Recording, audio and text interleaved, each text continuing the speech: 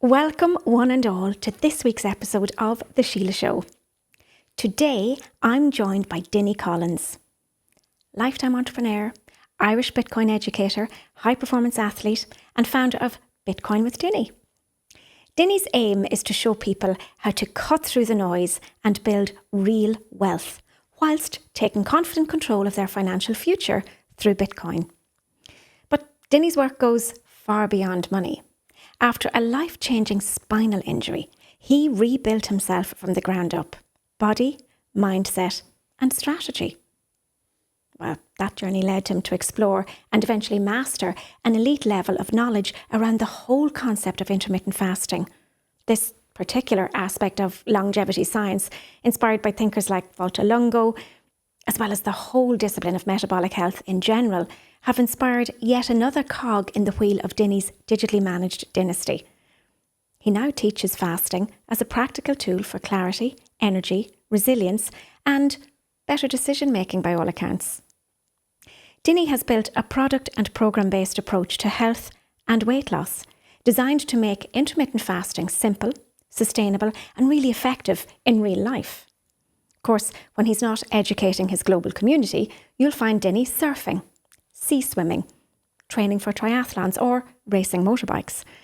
As a multi-time Irish champion, always chasing mastery, not comfort, Dinny believes in a life that balances freedom, fun, discipline and integrity. And that is exactly where we are starting today. Dinny Collins, the heartiest of Síle Show welcomes to lovely you. Sheila, thanks very much. I'm delighted to be here. Well, it's great to have you. You've had the busiest of all mornings. I've got back from Edinburgh late last night and back into a busy morning, working week, yeah. And then over to see us. So you were surfing in Edinburgh? I was surfing in Edinburgh. Artificial wave, believe it or not in the ocean. A man-made setup called Lost Shore. It's absolutely brilliant. You know you're going to get perfect waves every time, so it doesn't rely on weather forecast.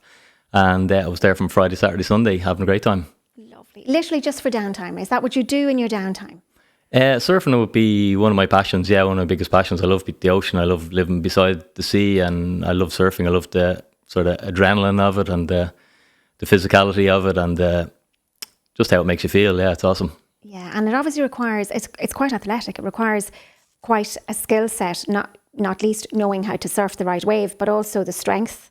I would imagine that the physiology of your training heretofore has prepared you for this. So what else do you do in terms of physical training? You had a pretty serious accident at one point. I did, yeah. I'm very passionate about moving. Like, there's possibly not many things I'm not interested in. Anything that involves a challenge, and like motorbikes are my passion. So motocross, mountain biking, road cycling, swimming, gym, calisthenics, gymnastics, kettlebells, anything sort of to get your heart rate up. I just love moving. Wow, a thrill seeker. Some might say, yeah. And obviously there's a skill set within each and every one of those. So you take the time out to train up and make sure that you're a master of your craft, I would imagine, before you take it on. And nonetheless, you had at one point an injury that required you to spend quite a while on your back and retraining yourself, I think, from the ground up. Am I right in saying that, Dinny? Yeah, I had an accident sort of from, I guess, being passionate about motorcycles. And long story short, I was about 2 years on and off in and out of hospitals, getting surgeries, lying on my back, in a lot of pain. Sort of, I always say I was like playing to God, looking at the ceiling, give me another chance and I'll, just get me out of this pain. The surgeons had me written off. They were saying, we'll get you walking with a limp again and, you'll never run again and you're going to have to do a new career. I was working steelwork at the time. That's my family business. I've been, welding since I was probably 10 or 12 years of age. And that was sort of the beginning of the rebuild, I guess. So that requires, I would imagine, innate knowledge, but also new learning. Did you go to any particular masters of this craft to learn? I know we chatted briefly before we came on air about Joe Dispenza. I would imagine he's a mentor of yours. Yeah, the accident was pre-internet. So it involved going to the library to get books. Initially, I didn't want to take responsibility for my injury, believe it or not. I was just like, surgeons fix me. And then after a couple of treatments and specialists and I wasn't getting any better and going to a new person and just saying, yeah, it's your job to fix me. Then I realised I had to take ownership for it and had to educate myself. So I I went and used to go to the library every day and just get books on anatomy and books on muscles and books on physiotherapy. And although I didn't have an interest in pursuing that as a career, it was more just I needed to understand my own body to try and aid in the recovery process. And that journey went on to, I started to make slow progress. I went on and became a qualified physical therapist, and then I became a qualified personal trainer. And the sort of long story short of all that is I eventually ended up fixing myself. I suppose I'm never fully fixed when you have as much injuries as I've had, but I got myself to a stage where I'd done an Ironman triathlon. I went from hospital bed thinking you're written off here by medical professionals to completing a very difficult endurance race, and it felt amazing. And it wasn't just my physicality that people saying, "Oh, you look great, Dinny." It was more how I felt inside myself from going on that journey. I had more confidence, I had more self-belief, all the positive attributes. I had just so much more of them, and I was like, sure, I could make a job of this. Some lad just wants to lose a few pounds. That'd be easy from what I've gone through. I think I'll do this as a career. And that was sort of how my first fitness business came about. Amazing. So it was like a bicep curl for your brain as much as retraining your body. So it's mindset and strategy as well as building the body again. Yeah. Fantastic.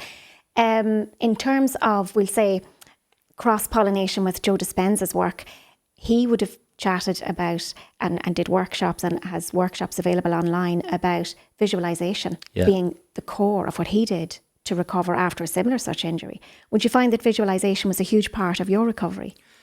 It would have been like, I would have spent a lot of time in meditation, and it wasn't just that I meditated to fix myself. It was more so that I got myself into a state where I wasn't in the negative and I wasn't in the, oh, it's all downhill from here. It was more of the meditation allowed me to clear all that and find the good in the day. And it was funny, like I used to walk lengths of a swimming pool, a hydrotherapy pool, sorry. So it's a tiny swimming pool, a little bit bigger than this room. And, one day I would do, say, 8 lengths, and the next day I'd be in terrible pain. And then by the end of the week, I'd be doing like 12 lengths, and I'd still be in terrible pain. But to me, that was progress. I was like, I'm in pain anyway, but now I've done 12 instead of 8. And that went on to doing like 20 to 50 to then doing walking on the beach, the length of a beach. And, just the progress just happened. And it's sort of my motto is #progress, not perfection, as opposed to trying to have everything sorted, just make a little step every day. And that compounded into hospital bed to running over the finish line at the Ironman triathlon. And the meditation and the mindset, it definitely played a huge part in that. And that's why it's something I was so grateful for, coming across. And I was just fortunate, I mentioned it was one of my initial business coaches gave me a book on personal development. And up to that, I never realized. I just thought it was the outside world, and you had no control over that. It was just what happened to you, where that sort of taught me about, oh no, you have a whole inner world here, and that really dictates what happens outside. So yeah, I just think I was fortunate that the right things came along, and even the back accident, like today, I'll say that was the best thing that ever happened to me, because it changed my life in a really profound way and sent me on a path more aligned with me, I think. Yeah, I love that. I love that you've had that experience. I'm delighted for you. And I think any of us that are on that journey have had those adversities that we've risen above and taken the learnings from. And it's not a one and done. It's a forever practice, not a mandate. We say that on the Síle Show all the time. But if you can believe it, you can receive it. So that's clearly where you were at that stage. You began to believe in you. And as you believed in you, what you appreciates those small steps, celebrating the small wins. That creates that lovely sense of joy on the inside out. And then it gives you the drive for more. So when you were training then for these bigger competitions, did you take on a coach, or did you self-train and manage your training yourself? I always take on coaches. I think it's any of the things I've been successful, even the surfing weekend there, I was at an advanced coaching weekend, even though I've been surfing since the early 2000s.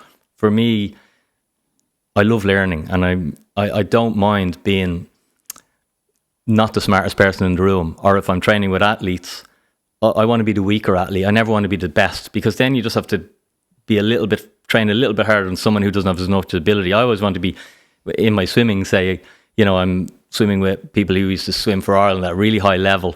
And I love that, because I have to really step up. And that means over the years, my swimming has gotten so much stronger. With motocross and things, even though I still ride, I ride with lads who are like 10, 15 years younger than me, Irish champions, like current champions, but that keeps me so sharp. So I'll always surround myself with a network of people who are a little bit beyond my ability and I'll always try and bring in expert help as well. I just think it just helps me up level. I think it's just the value in education, the value in Tony Robbins, I think, said it best. He says, like, you can try and figure something out over 10 years and you can spend loads of money and waste loads of time, or you can find an expert who's done all that and pay them, and then you can make loads of money and save loads of time over 10 years or something like that. I'm paraphrasing. Yeah, for sure. But it's the stretch, isn't it, Dinny? It's when you stretch yourself like that, you're leaning into the meeting of your emotional needs, but you're also drawing on your own emotional GPS, that innate sense of resource that we were all born with and that we don't always use to the best of our abilities. So at that stage, if you're willing to not be the expert, be the person that's going to use your complex long-term memory to learn from somebody else, you're stepping into it with beginner's mindset. Yeah. And I think the power of that alone, apart from all of the progress that you can make and then appreciate the growth and the learning, that alone is such a fabulous launchpad. It leverages everything else that you've got on offer, all of the learning you've done heretofore. So when you're on these training weekends and you're taking this elite training from others that you consider to be a little bit further down the road, do you bring that back then to a certain package that you have on offer? Are you training people in surfing, or are you training to be a better surfer yourself? Do you? Yeah, no, I don't sell surfing training. No, Yeah. it's just purely for my own. For any sport or any hobby or any thing I do, I think you get more out of it if you can. Like, technique is everything. I'm quite technical and stuff, and like surfing is technique. Riding a motorbike is technique. You know, people can just say, "Oh, it's just being mad in the head to ride a motorbike fast," but it's actually not. Like, you can be quite safe and ride fast, or you can ride slow with a bad technique and be very dangerous. Yeah. So it's just that to me it gives me more joy from the sport, that I can get more out of myself. I'm in my 40s now, and I'm like, but even still, it wouldn't matter what age I was. It's just the wave park is amazing for the surf training, and that facility just never existed years ago. They're quite new, where you can actually have perfect waves and you can have a coach there, so you can really video analysis. You can really work on in-depth skills. Like, I wish I found that 20 years ago. I'd have paid for it. So yeah, no, I don't actually coach people in surfing. It's just for my own passion. For your own passion, but you coach so many other things. I wouldn't have been surprised if you did. I mean, everything that you learn and bring to elite level, as far as I'm concerned, you very quickly put it into your digital dynasty, and you're offering training. Yeah. You know, you've so many education spaces. So what you do train people in is intermittent fasting. Am I right? Tell me about this. Yeah, fasting with Dinny is one of my passions. Like, fasting for me it's just such an amazing tool that you can pull out no matter where you are. Like, I spent 2 decades almost in the fitness industry, since Fingal kettlebells. Used to drive around towns, Skerries, Rush, Malahide, Swords, with a load of kettlebells in the back, and then to Dinny Collins Fitness, which had a residence, a permanent gym. So fitness has been something I've been into, and I've trained thousands and thousands of people around the North County Dublin area. And everyone struggles with the same sort of thing, and time constraints, and, you know, we should do this, and all the perfection, and, you know, life's so busy. People are looking after elderly parents, young kids, trying to balance a career. You know, and as a young, naive personal trainer, I can be, no, you must do this, and you must have this, and you must count your calories. But as someone a little bit older and more experienced, it's like, you have to meet people where they're at and find something that will work for them. And what I found with fasting is that it can work for everyone. Now, it's a broad expression. Fasting isn't appropriate for absolutely everybody, but it can work. It's quite simple. What we do is we do a 5-day fast, and it's a fast with food, which sounds a bit like, how do you fast with food? But it's kind of like biohacking. It's like the same way as I can get home by walking, or I can get in a car. Like, we have technology now that makes our life a little bit easier. So you can actually, there is a protocol that you can have food. Now, they're not roast dinners. They're small little soups, but they don't give you an insulin response. They allow you to stay in ketosis so that your body goes through all the processes of doing a water fast. I've fasted and how I came to this conclusion, I guess, is I've water fasted myself for over a decade. I don't know how long. And it's quite difficult doing a 7-day water fast.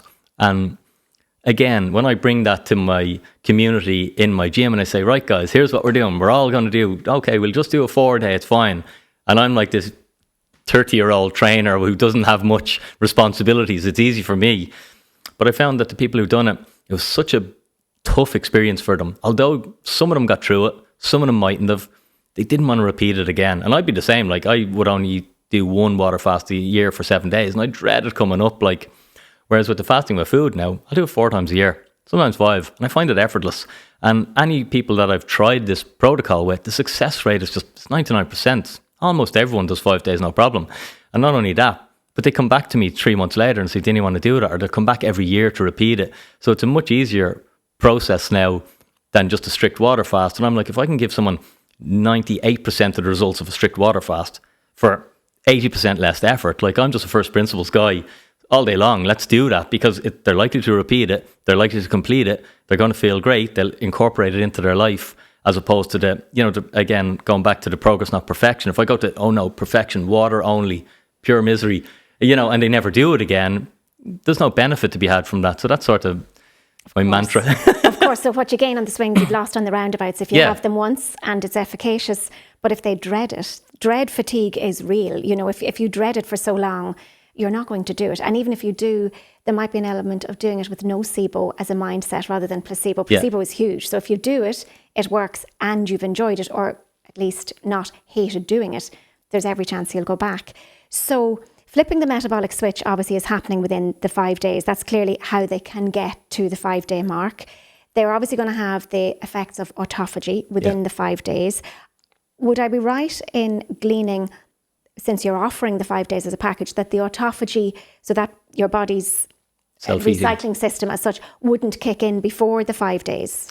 Autophagy will kick in, like you can read different pieces of scientific literature on it, but somewhere between 2 and the 3rd day, autophagy will kick in. And for anyone who mightn't be familiar with that expression, I might explain it if that's okay. The way I like to explain it to people is, it's like we're going through a recession and your body's a company.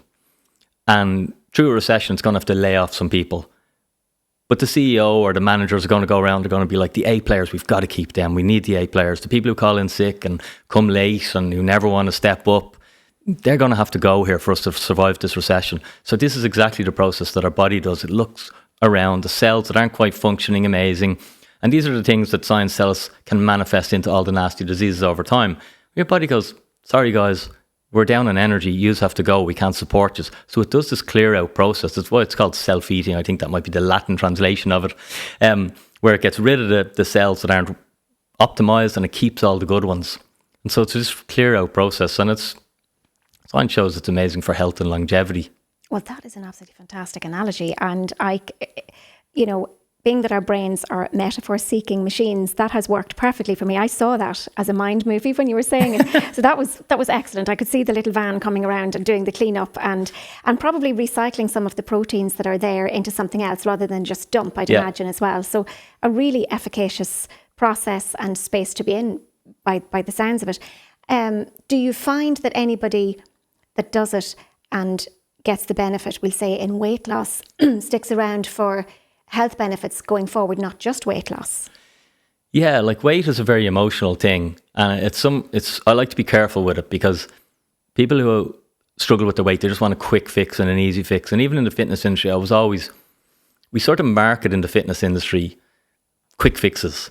But my whole thing was, I'll tell you what you might want to hear, but then once I get you in, I'm going to teach you what you need to do. So to me, fitness is something that I'll be grateful to do for my whole life. And my passion was always try and communicate that to other people and help them understand that if you can do fitness in a community, if you can do it as a pace you enjoy, it becomes something that you look forward to, as opposed to when a lot of people would come to my gym, initially they'd be coming out of a place of being really unhappy in their body and coming there like almost hating themselves and punishing themselves for the exercise and trying to work so hard. And I'd be like, no, I want you to relax. You're training way too hard. Like, don't worry. I want you to enjoy this. And over the years, like, I converted so many people to become people who enjoy moving and who will move without needing motivation. So that was my sort of thought on that. And I'm after forgetting your actual question, which is because I go on tangents. I'm sorry. You've addressed it perfectly.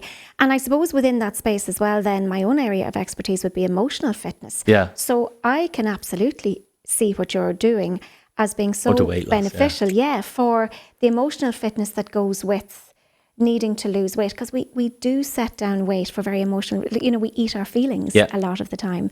And I'm working with people all of the time to help them to see what's really wrong, see what precipitates what, see the feelings under the feelings, and then sit with them, and then over a period of time exorcise those as well. A little like you're exercising the body, we're exorcising past hurts, past traumas, small T, big T traumas.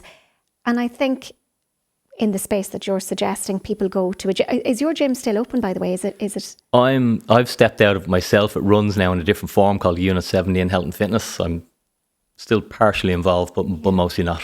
Wow, that's a great place to be, I gather. I would imagine. So being able to get it so successful that you can step back, we'll talk about that in a minute, because that's another one of your fantastic initiatives as well, is with how to retire healthily and how to retire early. Sure. Yeah, we'll get there. There's so much to talk about. So in regards to the physical fitness being so closely linked, in fact, I think not mutually exclusive. We're talking the emotional fitness and physical fitness, mental fitness, and in general, that mind, body, soul piece being all one, really.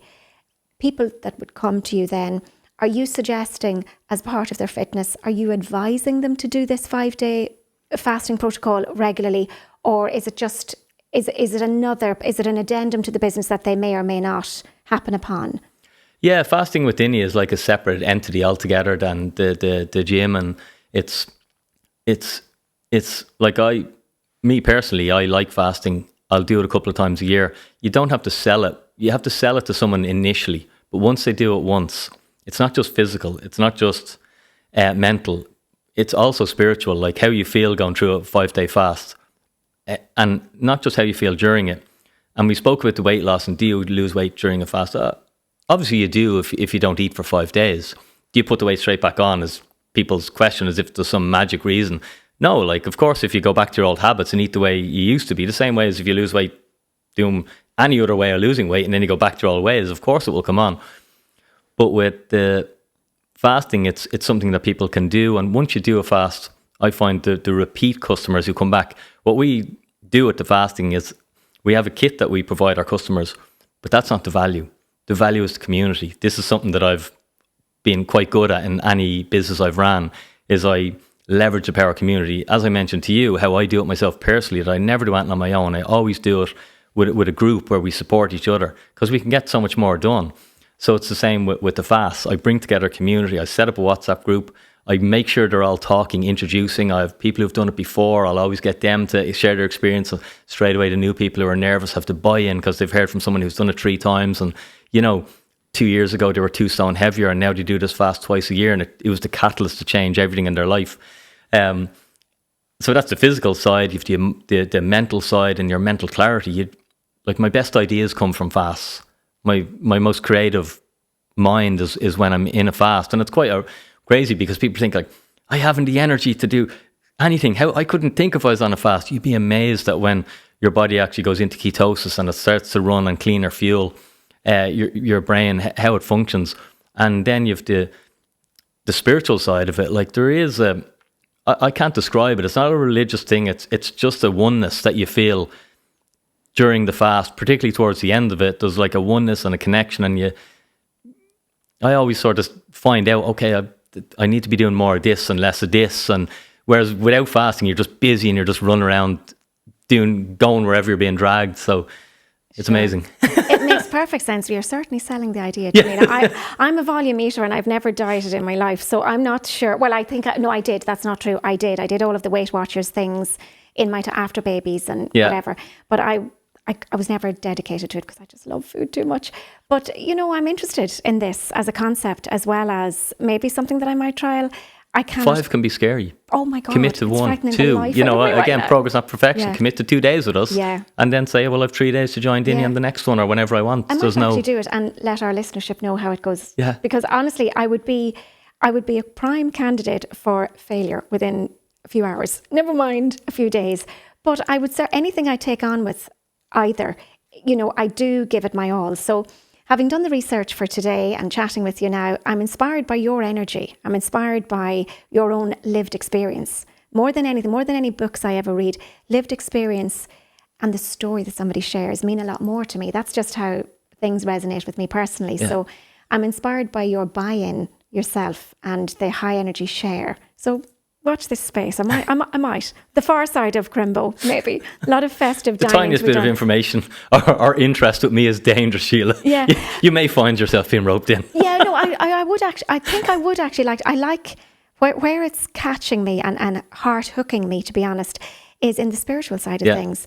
I love nature, and I have repaired from so much emotional trauma in nature by myself. When I was younger, I was very, very anxious. I was very, I wasn't the popular person. I wasn't, a fait accompli socially at all. I had so much learning to do just to work out my place and space in the world. And I'm very grateful, actually, to be in my 56th year of life and to have done that learning. I wouldn't like to go back and do it again, but I've taken the learnings very healthily with me. And one of the things I do to replenish soulfully all the time is just go into nature by myself. And that I'm never, I don't ever feel alone. I feel all one. And there's a big difference, all at one with Gaia, Mother Nature. I absolutely love it.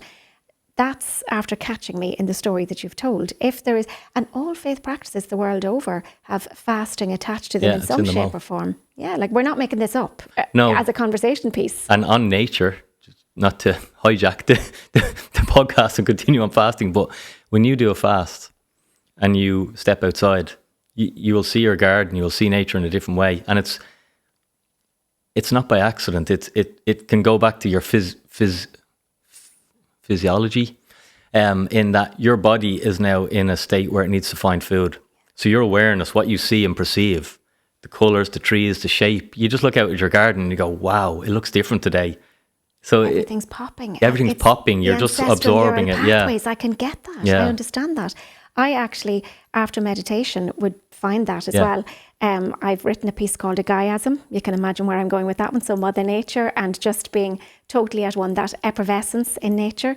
And I think what you're talking about is speaking to that. So yeah, you might have reeled me, hooked me. I'm not sure about reeling me in. We'll see. Festive dining to be done first. Oh, definitely. But I'm definitely interested in your joy as you share it. I think more than even the product. Definitely more than the product, the concept, the whole package, but your joy.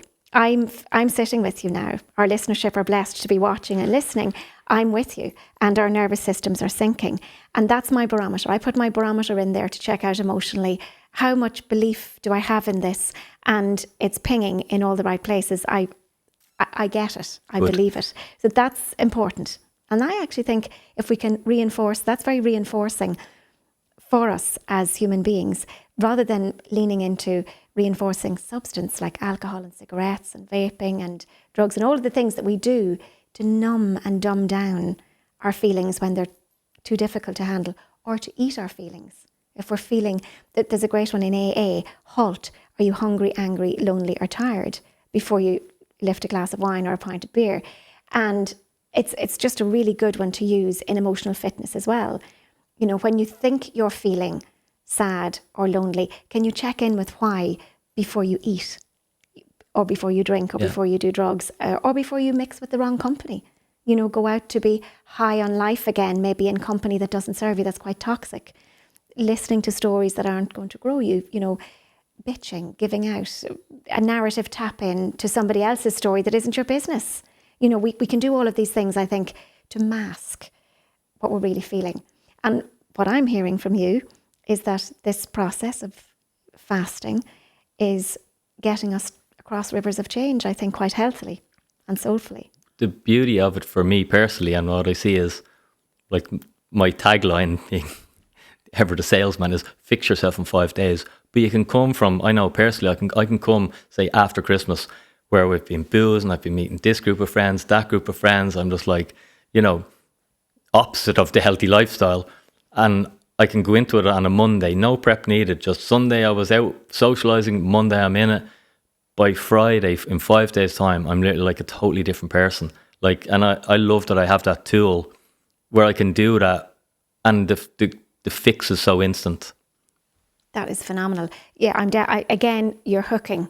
Yeah, this is great. This is great. Well, it's great information delivered with great passion from lived experience. So it's very credible. Yeah. And I wonder, when you were saying that, I was just wondering, because obviously a lot of the weight that you lose will be water weight at first. But as you say, it's giving you the opportunity. It's the catalyst for change. It's not the change. You'd be surprised on the weight. Wow. Yeah. Yeah. Because your only fuel is your body fat. Absolutely. So like I have had, like, there's water weight, but like if people have a lot more weight to lose, I have had people who've shifted 20 pounds in 5 days. Yeah. So it's beyond the personal trainer model that I was taught of 3,500 calories is 1 pound. It doesn't quite work like that. And the fast, like, Yeah, absolutely. Because obviously, sure, of course, in terms of how much moving you do and even using your brain and sleeping, you're burning up calories. So yeah, okay. There, yeah, I'm definitely interested. I'm definitely interested. Would you have to come out of the fast then very carefully after your 5 days? Do you reintroduce food and beverage in a certain way? Is there a protocol? yeah, for I have a whole protocol. Like the beauty of the fast, I set it up on day one. I'm coaching people. I'm teaching them more the physiology, what's going on in their body, and sharing other material that's quite educational, and a bit of fun. Some of the stuff I share, because that gives you the buy-in. You know, if you think it's difficult, but you know this magic is happening. If you can just make it to this evening, this has all happened. Day 2, day 3, day 4. So yeah, I have a whole protocol of how we come off it. The beauty of fasting with food is because you haven't totally shut down your digestive system, it is a little easier. When I do water fast, you have to be a bit more gentle, a day of broth and stuff. With the fasting with food, it's obviously people shouldn't go out on the beer that day, but I have had people do that, like, and I'm like, your stomach mightn't like this too much, I know. But even your blood sugar levels. Yeah. So the fast will also help with your blood sugar, your insulin, all these things, that you become more insulin sensitive. So a lot of people find, Dinny, and I'm just thinking the last message I got, of a fella going, this is the first time I've never finished a steak. What have you done to my stomach? It's shrunk. And it's not that the client's stomach has shrunk. It's just that because he's so insulin sensitive now, his body can feel the responses of when he's full and satiated. Whereas when we're in the modern life that we all live, where we're having a bit of fun and we're drinking things that are bad for us, and we're not maybe not eating the perfect food all the time, it gets a bit messed up, and we don't get these signals. And all the modern food will help us eat more modern food, like, and it brings that back. So it's not just the 5 days of weight loss, it's how it sets you up to be more insulin sensitive, which means you won't eat as much food going forward. Not using willpower or discipline or any of these things, just because your body as a machine is functioning, closer to its optimal way it would have functioned. That makes perfect sense. And of course, if you're insulin resistant, you're probably leptin resistant as well. So you're not going to know when you've had enough. Yeah. Even though we get, if we pay attention when we're eating, we'll sigh at one point. You know that now, like you're right, the body is so clever. If we listen for the signs and watch for the signs, like there is a sigh that comes during your meal, which is Mother Nature telling you you're actually full right now. But invariably, I know in my own case, I don't even hear it anymore. No. I am aware of it. I probably am not listening for it. And I think if it comes, I just turn a blind eye, turn a deaf ear, and I carry on. But that sigh is Mother Nature's way of saying, in terms of eating small amount of food for nutritional purposes only, as opposed to mouth entertainment, we're at that point right now. But sure, in the world of plenty, we'll power on. And I think perhaps this 5-day fast is giving us a chance to just pare it back, make it simple, come back to being able to hear the creaking. And the elasticity of your stomach will probably repair as well, because it is a very elastic organ. Wow, I'm definitely interested. I'm resistant, but definitely interested. It sounds really good. In terms of your own health benefits, you've healed your back. Did you feel that you healed your back through this process, or did that come after the healing of the back? It would have came after. When I say I've healed my back, it's never fully healed. Like it's had a lot of trauma. I've broke my pelvis, broke my coccyx, I've broke my sternum, I've broke my collarbones 4 times. So you can see me leaning on the chair here. But I'm fortunate enough, Síle, in that once I'm moving, I feel great. So my only trouble is being still, which suits me because I like moving. So fasting was something I discovered when I had the personal training business. I was always I love learning, so I've tried everything, all the fads that are out there. I've done them all. Every diet under the sun, I've done them all. I was like, if I'm going to teach someone how to lose weight, I need to understand what it's like to be a vegan, or I need to understand what it's like to be, you name your diet. I've tried them, so yeah. I'd always be open. I'm never happy just knowing what I know. I'm always looking for what do I don't know. How can I learn about it? And it's not a chore. It's an excitement and a passion. Wow, and it's quite contagious. You know, listening to you and hearing your story, I'm quite sure will ignite an interest in lots of other people to learn about what we're chatting about, but other things that are unique to their interest set as well. Did you ever carry weight? Was it ever a big issue for you to try and lose weight?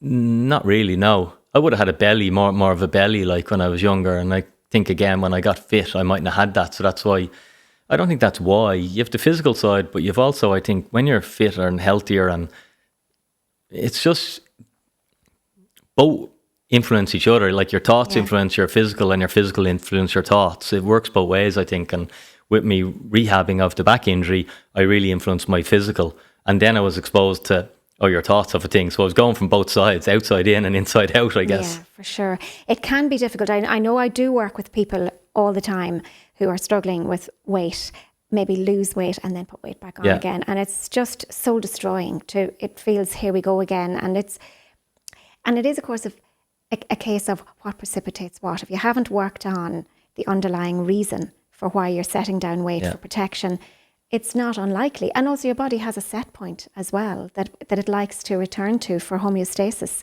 So try as you might, if you don't do the long-term work, as you're suggesting, your body will likely still go back to the weight that you carried perhaps in your teens for the longest period of time.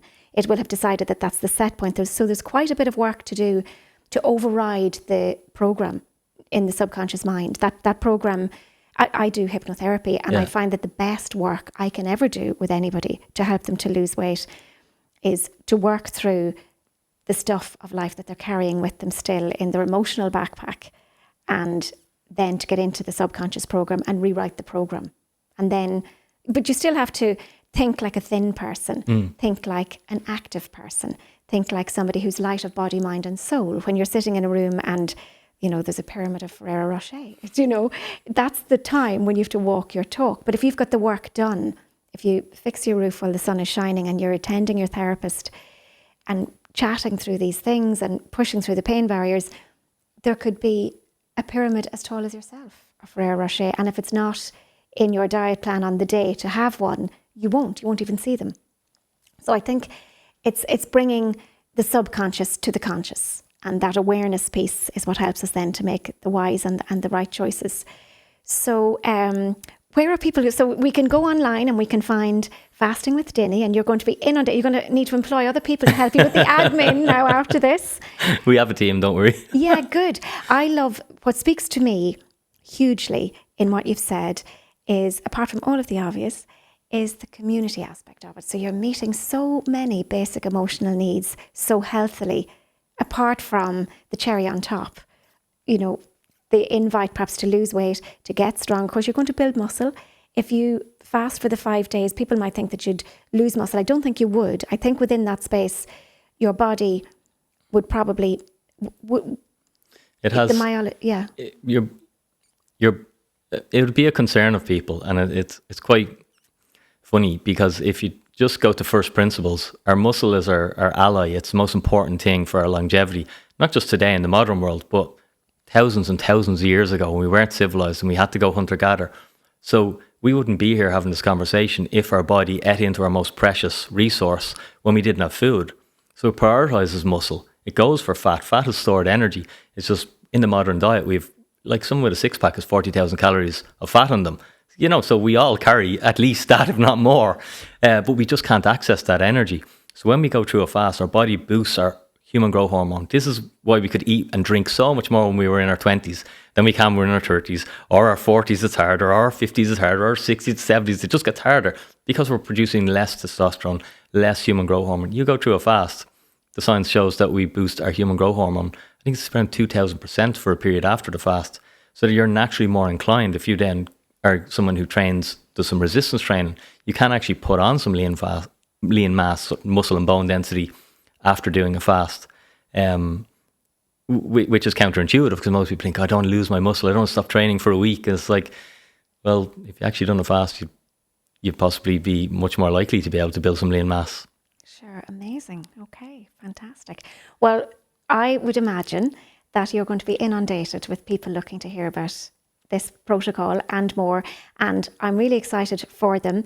to be going to you to find out more because you've done it yourself, but also because you operate out of a sense of community. And I know for a fact that that's what real human beings need to make real progress in real time.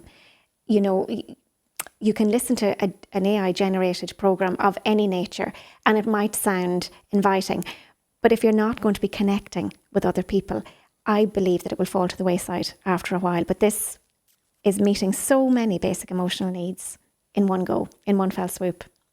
So tell me then, we're working on our health and fitness and we're feeling better in ourselves. We're doing our 5-day fast every now and then in the Fasting with Dinny program. What happens if we're struggling with the stresses of life financially? Can you help us there? Is this yet another cog in the wheel of the Dinny dynasty? Yes, I suppose my infatuation with money came from one of my earliest memories would be going to mass with my parents and sneaking in the car, the banger, I wouldn't start, and getting in around the back. And I was just like, gee, if I could just get rich and that nice car there that we're all looking at, my dad could drive in with that. Like, so typical Irish sort of working class family. And, you know, Christmas time, we'd be getting bicycles that were took out of a skip and painted up over. Now, don't get me wrong, I had the most amazing upbringing of my life, and material things, they don't, I like nice things, but they really don't mean much to me. But back as a kid, I was just, you know, you had the jealousy of the other kids got this, they're going on an aeroplane. I think I was 18 before I was on an aeroplane. So that was always my drive. I was like, I'm just going to get rich and fix all these money problems. So from a really early age, I used to go to the library and read books on money and finance and wealth. And my time in school, like, I was never an intelligent kid. Like, don't ask me to, I forgot the question earlier. I said, like, my memory is terrible. So, but I love learning. So I, from an early age, I was always reading books on finance and money and taking courses. And that just, again, led to most of my entrepreneurial journey. You're just, all your capital is going back into building new businesses. But eventually you start to reach this age where you're actually making some money. And then you have to understand what you do with your money. And I suppose it goes to right back to what is money, or how do we understand money? It's this thing that's a taboo subject to speak about. And I think it's the most important thing, one of the most important things for us, not in that money itself is important, but it steals so much of our time. A lot of our life is dictated going to get this money thing so I can look after my family, so I can pay for my house, so I can do this. So whether you love money or hate money, or it is something that takes a lot of our time. And I think it would make sense to try and understand it a little bit better. And so that just brought me to the journey of, over decades, I became successful myself, and being someone, like, I love teaching. I love trying to communicate things in a simpler way to people. It's sort of my passion, like, and again, like everything else that I sort of do myself, I'm like, well, I can teach other people. I see many people making these mistakes. I can help them. So Become with Dinny came about in 2020. And that spawned into, it's a Bitcoin consulting company. We have a thing called Retire Early Club, which is sort of all the steps I've done of, you know, how to understand personal finance, how to understand assets, Bitcoin, and taxes, and, you know, everything you need to know to understand living below your means, basic investing principles, risk. I don't tell people, like, you should do this, you should buy Bitcoin.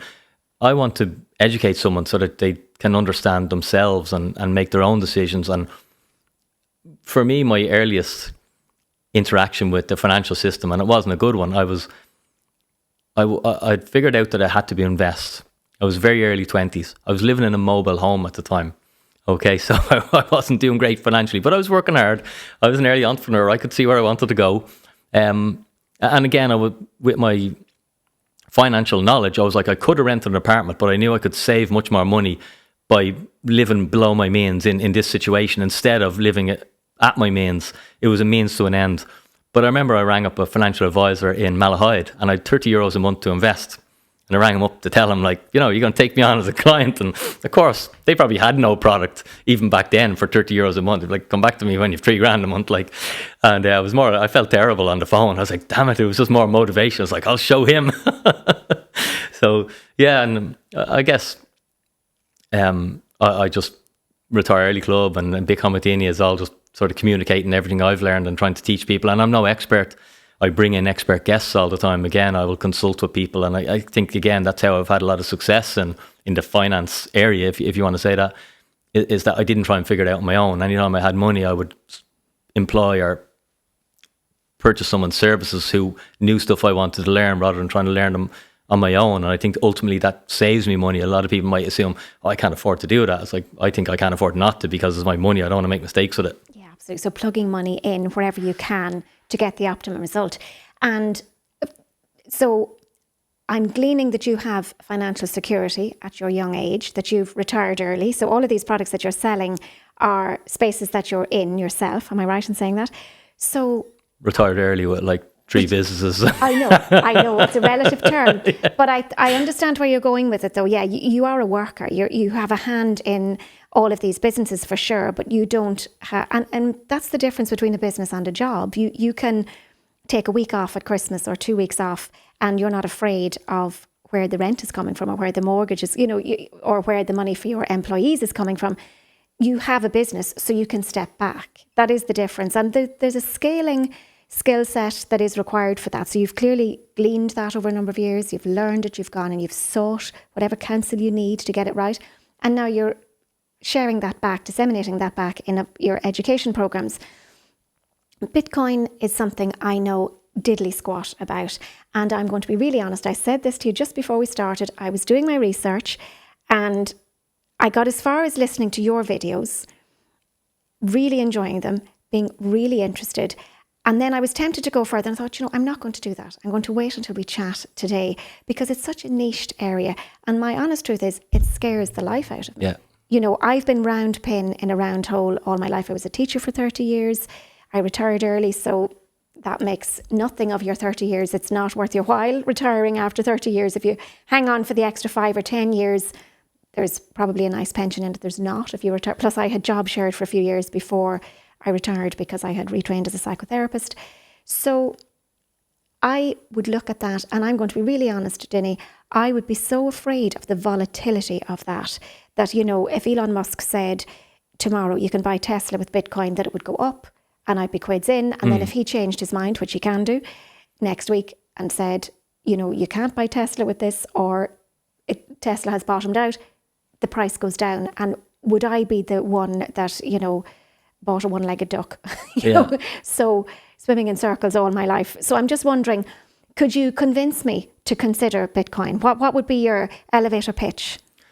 I had no idea of Bitcoin pre-2020. It had crossed my radar a few times, but I was very focused on it. I had friends who were into crypto and this, and I'd looked at it a tiny bit, but I never really studied it. And it was only in early 2020 I was really ended up deep down the rabbit hole, as I do with some things. I was like, how did I miss this? This is the highest performing asset on the planet. If you price everything in Bitcoin, it's collapsing. Houses are getting cheaper in Bitcoin. The stock market's getting cheaper in Bitcoin.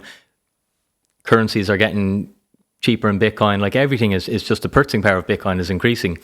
And like most things I do, I went deep and I consulted with as many experts as I could find in the space. And I took as many courses and I read a heap of books.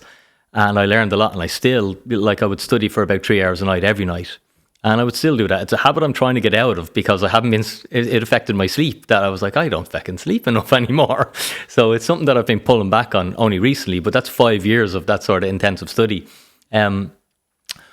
Where everyone misunderstands Bitcoin, I guess, Síle, is we just focus on the price.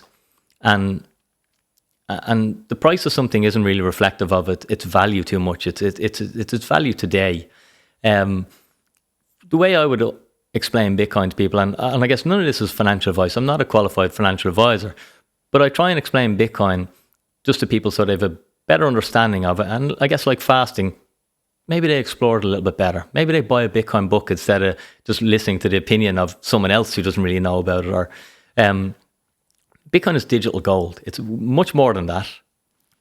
But as a beginner, just touch points. If we can just imagine gold, everyone understands gold and why gold has value, or maybe they don't. But gold has been around for thousands of years, and it has value because it has unique properties. Okay, like its scarcity is one of them. Gold is harder to mine than silver. That's why gold is much more valuable than silver. Silver is harder to mine than steel. That's why pound for pound or kilo for kilo, silver is more expensive and gold is more expensive. So the scarcity really matters.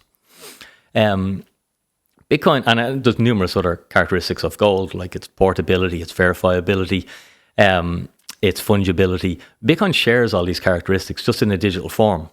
So just like the cloud would share the characteristics of the filing cabinet, it's the same with Bitcoin. Or we used to all go to the post office to post our letters, but now we use email, and no one is screaming, "Oh, email's a scam, it's a scam." It's just a digital version of something that was physical. We take our media now on Netflix. We all used to go and buy DVDs. No one was like, "I don't trust Netflix because I can't hold my DVD in my hand. It could just disappear. Who created these Netflix?" Like, all the arguments that people will get.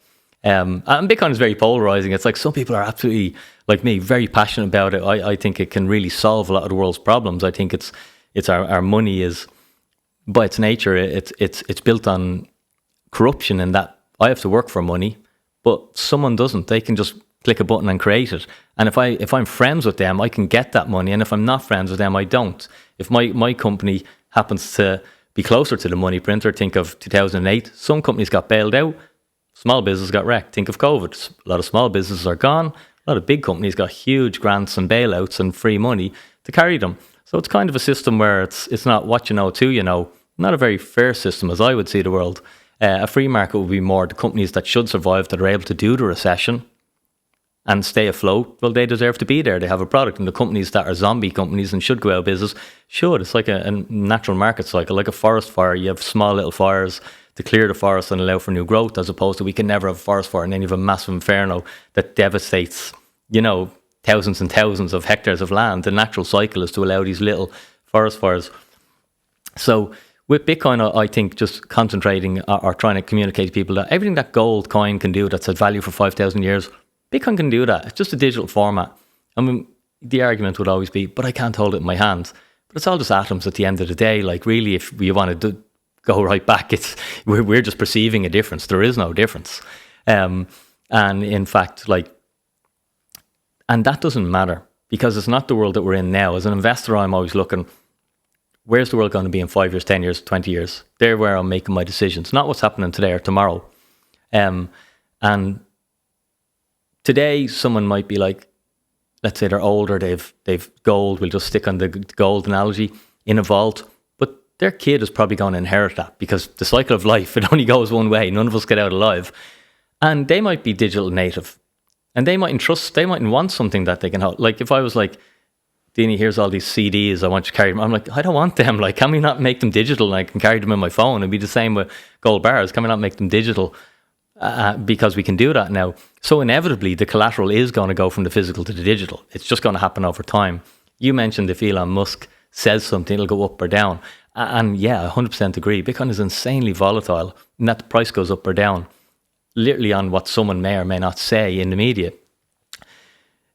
Again, the way I would communicate Bitcoin and understanding Bitcoin would be, Bitcoin is a vehicle or an asset that I only use with capital money that I want to store for 4 years or more. No human on the planet has ever lost money by owning Bitcoin for 4 years or more. So that sort of, if you can understand that concept, and there's no guarantee that continues. I can't say that will always continue. I don't know. Fundamentally, I understand why it occurs. And I probably won't go into that because it's technical and it's to do with macro and stuff, and we just bore you to tears. Reading a couple of Bitcoin books might help people understand. But nobody to date who has just held Bitcoin and done nothing for 4 years has ever lost money. In terms of the Bitcoin that they buy today, in 4 years' time, whatever price it is today, it's likely to be higher. In the interim, you buy Bitcoin today and you want to sell it tomorrow, who knows where it'll be. Yeah.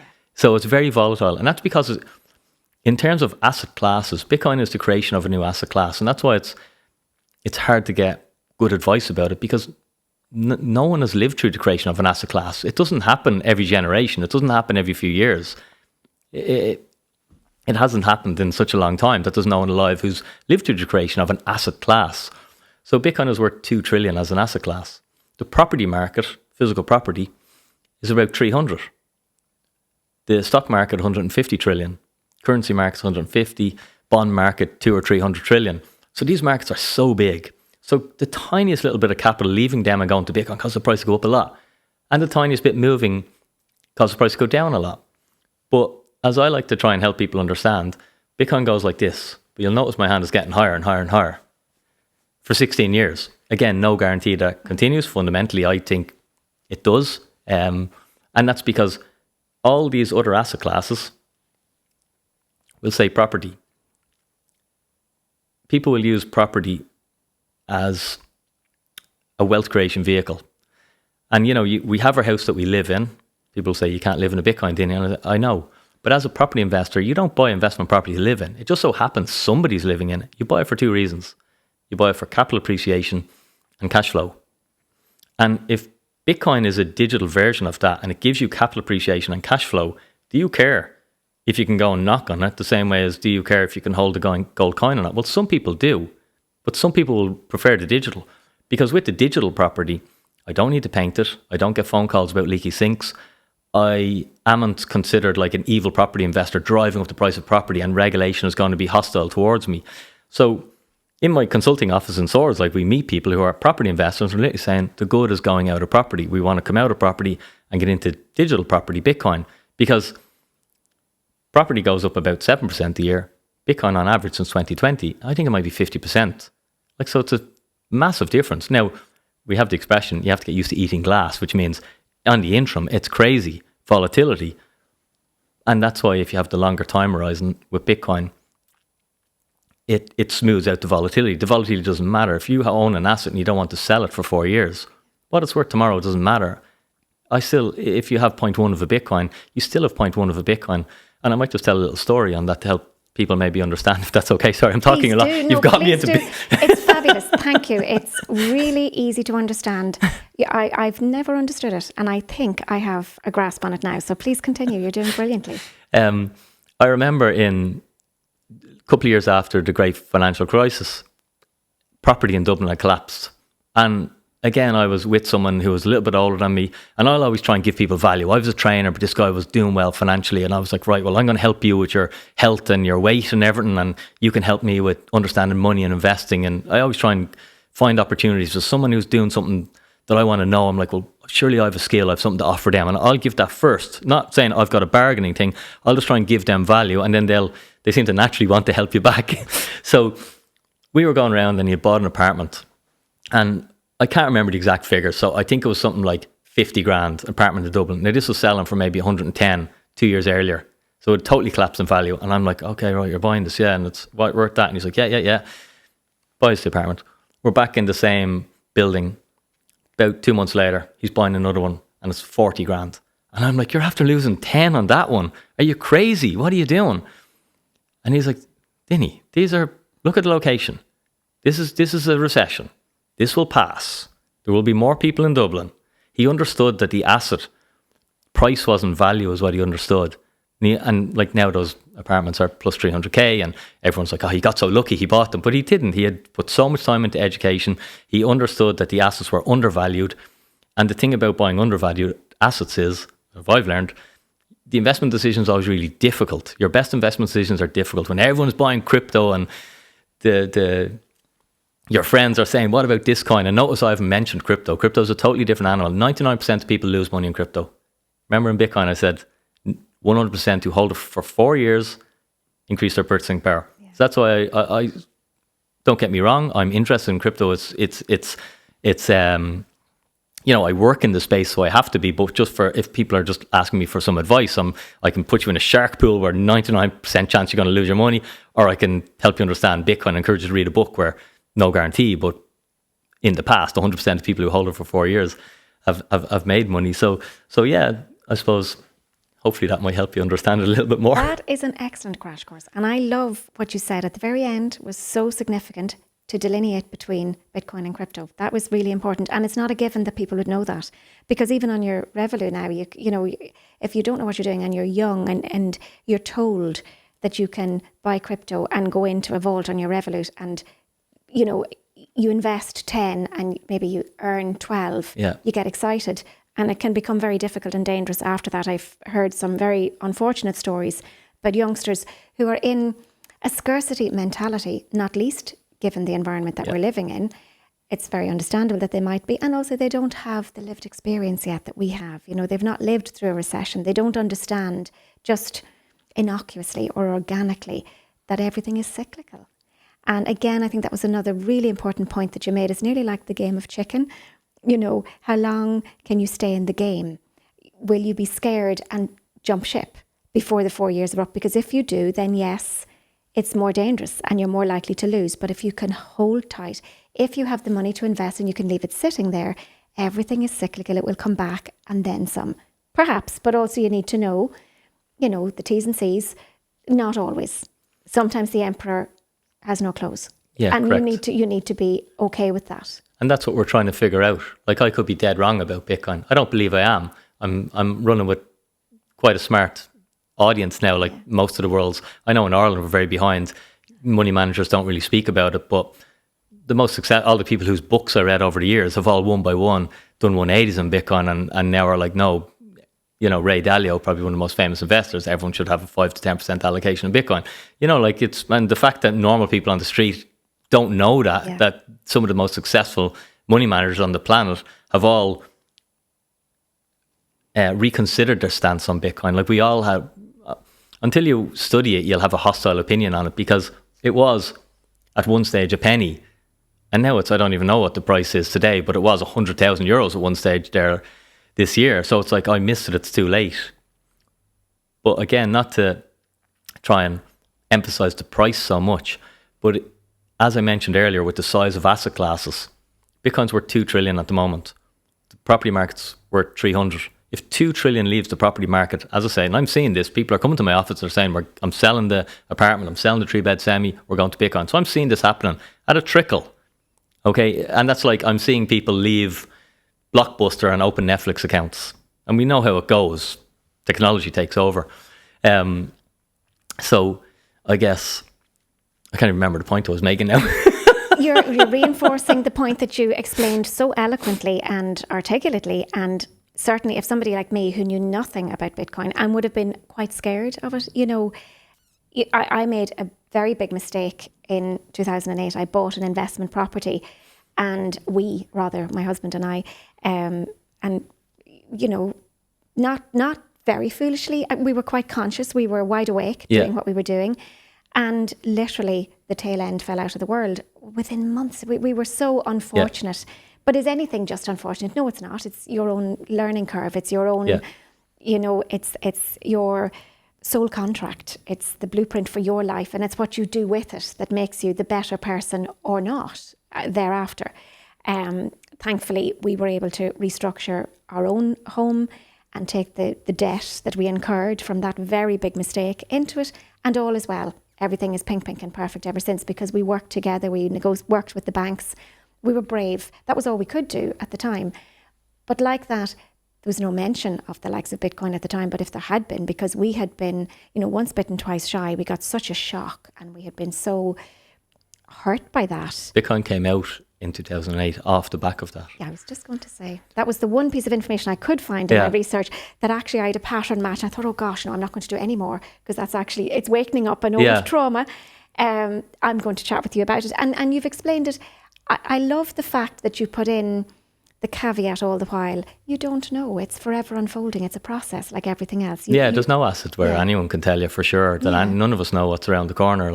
So you'd be disingenuous, I think, to say Bitcoin's going to do this or something is going to this. There's only probabilities with investing.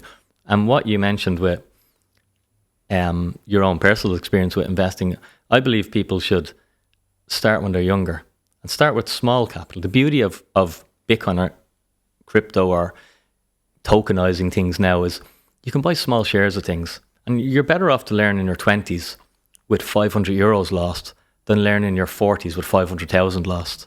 Because by the time you get to your 40s, if you've been learning from your 20s, as I did, now you're capable and competent and you've been through mistakes and you've learned the lessons. As opposed to, I find a lot of people are like, I'm not investing, I'm going to just get all this money. And then they come out with all this money and they're like, right, I'm going to do it. And they come into crypto or Bitcoin and like they destroy their capital so quickly because they didn't have the experience to be investing it. And so I think it's better to start. That's one of the great things about Bitcoin that I like, is that anyone can acquire it. You don't have, it's not like a property. If you want to get into the property market, you need $500,000, or else you need to put debt on your own property, and huge risk.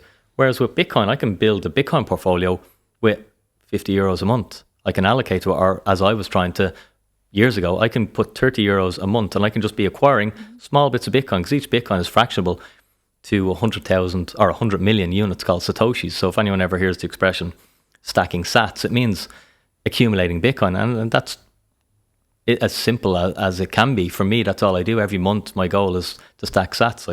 It doesn't matter what the price is, because it's irrelevant to me today or tomorrow or next week. It's like my friend buying the apartments 15 years ago. I think whatever I'm purchasing today in the future is going to be worth more. So I don't mind what it's worth next week, next year, or even in the next 3 years. I believe in 10 years, it'll have more purchasing power. Amazing. Now, I have probably a very silly question, but I'm going to be brave and ask it anyway. So I understand what you've explained, and you are very aware of the risk within, obviously, you of all people. Are you taking, we'll say, so if you have accrued a certain amount of money in your bank account, your current account, you're not just putting it in a deposit account, you're actually taking it from there and putting it, am I right in understanding this, more safely into your Bitcoin? Are you taking, so you're not leaving euro just sitting there doing nothing, you're investing it in Bitcoin? Yeah, like one of the things I learned from learning about finance and money, when I was younger, I would always thought rich people have big bank accounts and loads of money. Now I know wealthy people don't have big bank accounts, because it's a terrible place to store your value.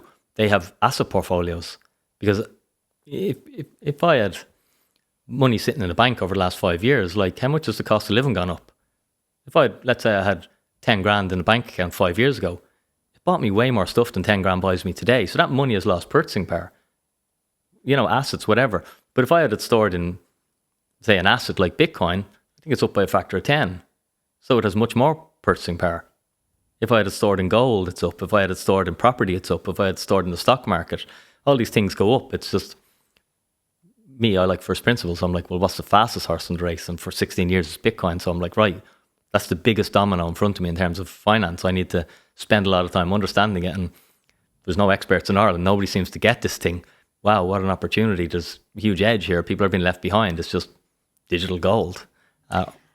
Okay, and then of what value is it to you? And so we all earn our money to buy experience. Yeah. Really, that's what it's all about. Particularly at well, you're much younger than I, but when you're closer to the 6th floor than the 5th, it becomes important to enjoy life even more than you would have even had a knowledge of in the morning of your life. Once you're in the afternoon of your life, in my opinion, you can always continue to earn money and buffer and look forward to a luxurious retirement if that's possible. But it's all about experience. It's about the nice people spending time with lovely people in lovely places, new experience. So if you want to take, you've what did you say? You've stacked your sats, is that right? Stack sats, yeah. Stack sats. So if you want to take some out of that to buy an experience, how do you do that? Like, it's not like I go to the hole in the wall, or I go to my online banking and I can just use my money to buy an experience, a holiday or a new house or an apartment in Marbella or whatever it is I choose to do. If you think of it like gold or even like an asset, if I own an apartment, how do I get value out of it? I have to sell the whole apartment and put the money in my bank. If I own an apartment's worth of value in Bitcoin and I only want 10,000 euros to go on a great holiday, I can chip off that tiny little bit and sell it. Or if I own that much in gold, I can't pay for the holiday with the gold coin, but I can go to the gold bullion dealer and he'll exchange it for euros and send that to my bank account. Okay. So it can be a little bit confusing, because a lot of time it's called a currency and people get very emotional about it being, it's not a currency and who founded it and he could do this, and very conspiratorial sort of thoughts about it.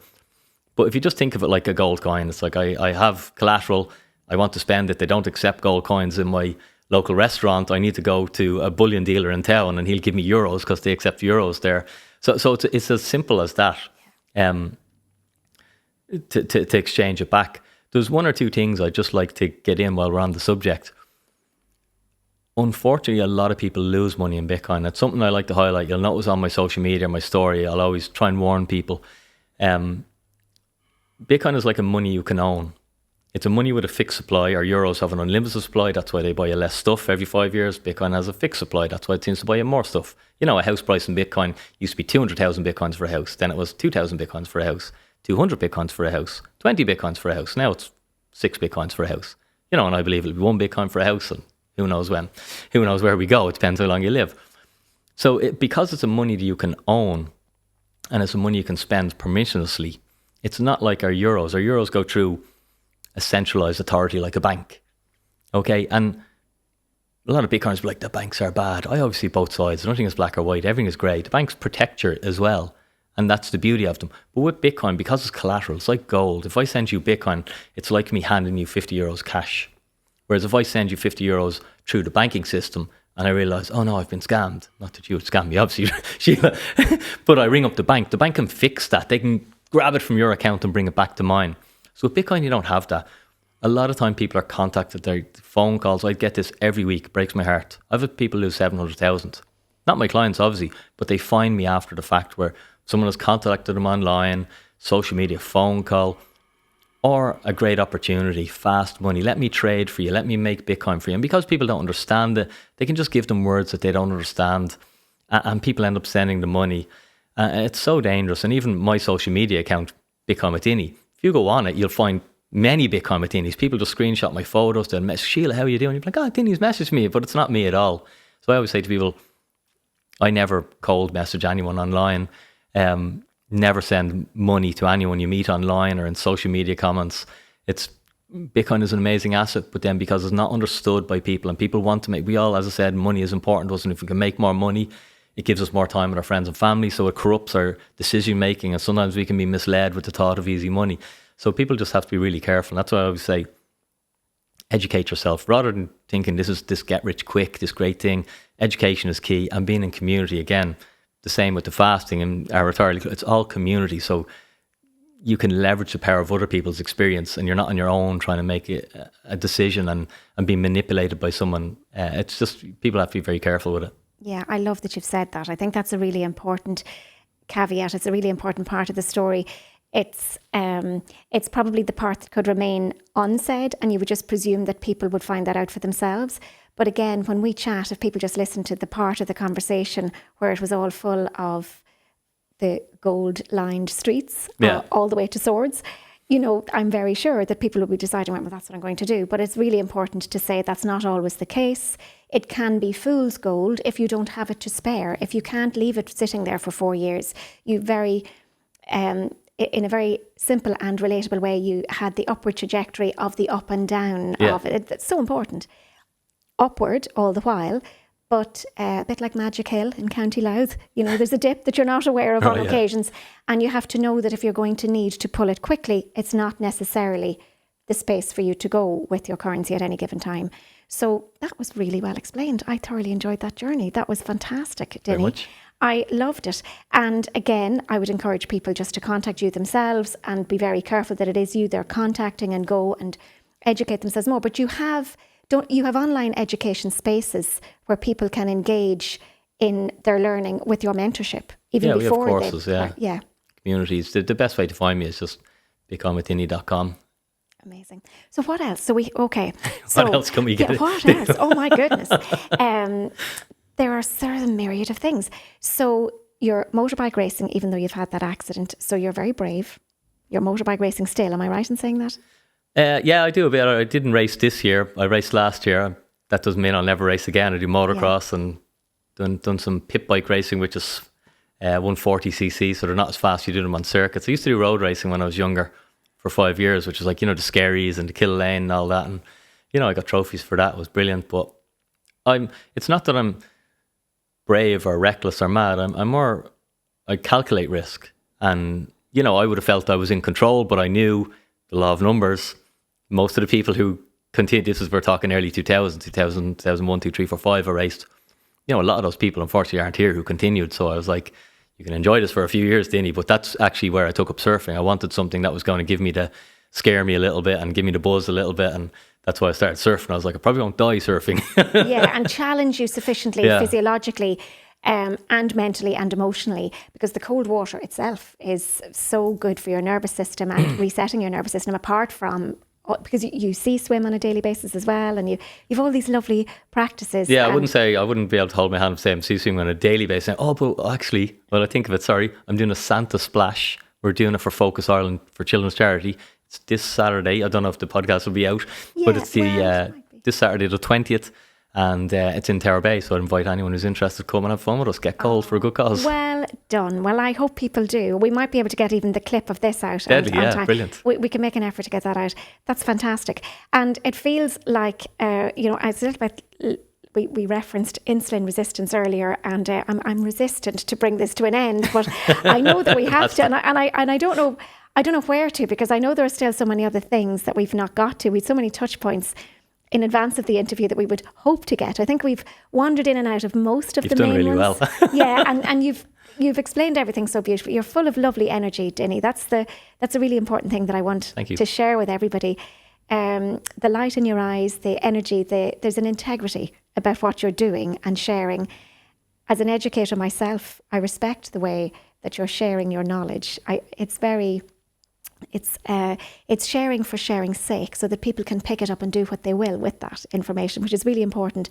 You always want, as an educator, to encourage people to learn more themselves because of what you brought to the space. And I definitely feel that that's happening in this space with you, and I hope our listenership will feel the same. So I encourage you to continue being wonderful you. Definitely get the halftime staff in, because I think you're going to be inundated. So whoever you have on your payroll, every now and then they're going to need to be in there full time, I think, for the next while, because I think you're going to be inundated.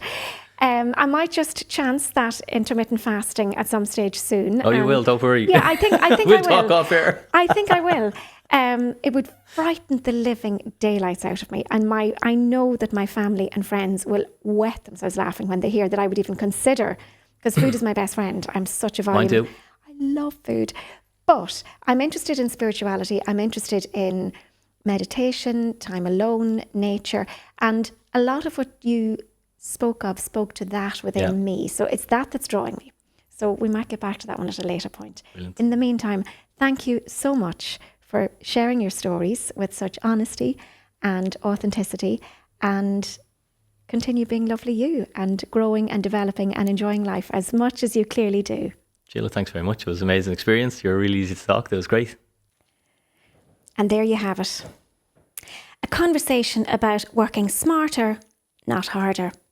About clarity, health, and building a life that matters, however you choose to do that. Change is possible. The good news and the secret is that it starts with you. If it's to be, it's up to me. And so, dear listeners, your task for this week, it's simply to pay attention. Consider this a reflection piece, perhaps. A journal prompt. A focus wheel. Do you do focus wheels? A sketch, if you're so inclined. A vision board. My own personal favourite is a vision board. Whatever works for you. As Carl Jung said, until you make the unconscious conscious, it will direct your life, and you will call it fate. So let's take a gentle moment to do an emotional needs audit together. Notice which of your basic emotional needs are being met healthily, and which are being overmet or undermet perhaps. We have a basic emotional need for control, for autonomy, for security. We have a basic emotional need for connection, for a sense of belonging, and for intimacy. We also have emotional needs for status and achievement, and most of all for meaning and purpose. So, to be risk averse, for example, might be unhealthily meeting your need for safety and security. But equally, chasing fool's gold might be negating your innate capacity for making wiser choices in a given moment. Delayed gratification is a skill, and it needs to be flexed so that it can serve us in the moments that matter. Cutting your cloth as such, according to your measure, that could trump at a given time in the long run whatever instant gratification could offer you in the moment. So play it forward in your mind's eye in relation to lots of things. Like, if I do this, eat this, drink this, take this, spend this, say yes or no to this, what do I think, at least, will or even might be the end result? How do I reckon it'll play out? Use your imagination as a reality generator to make a mind movie, with the wisdom and knowledge you have at a given time, of course, just to check in with likelihoods. Sometimes the emperor has no clothes on. Just saying. Notice how you're using your innate resources in general. They are multifold. You can use your imagination to troubleshoot, as we've said. You can put your attention on things to imagine how they'll play out if you engage with them in a certain way. But you can also take your attention off things when rumination or introspection reign.